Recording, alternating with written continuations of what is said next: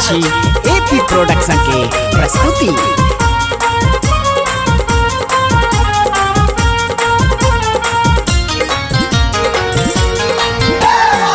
मिथिला नगरी हर्षित भेल एलखिन शारदे मैया हो राम।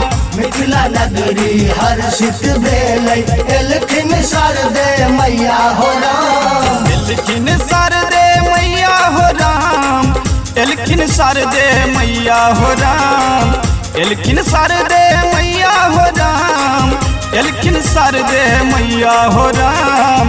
मिथिला नगरी हर्षित भेल एलखिन शारदे मैया हो राम।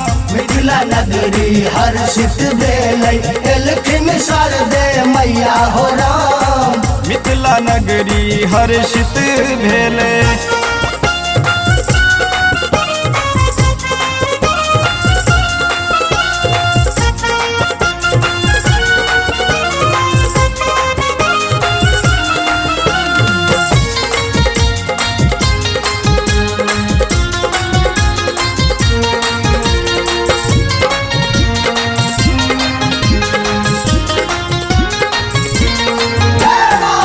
कथी के छन आसन माँ के, कथी के सिंहासन हो राम।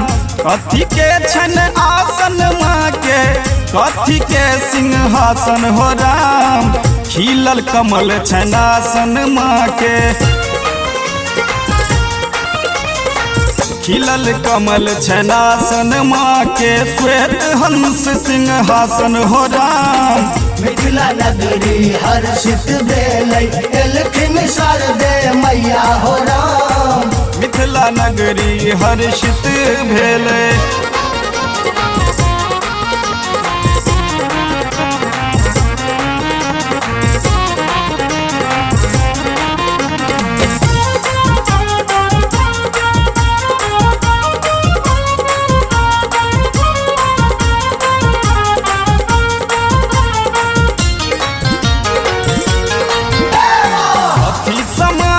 चरण पखारब कथी से करबन पूजन माँ हो राम।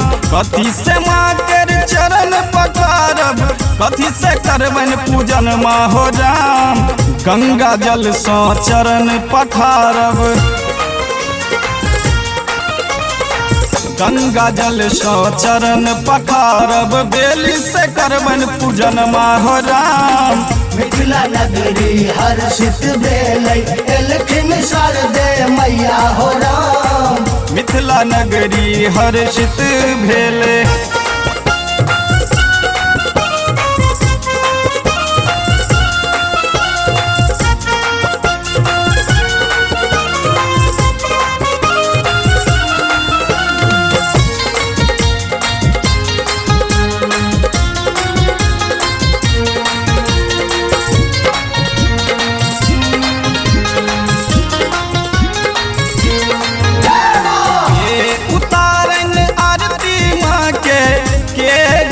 भजन माँ हो राम के उतारन आरती माँ के गावे भजन माँ हो राम। सब मिल माँ के आरती उतारबन, सब मिल माँ के आरती उतारबन। बाके गावे भजन माँ हो राम। मिथिला नगरी हर्षित भेल एलखिन शारदे मैया हो राम।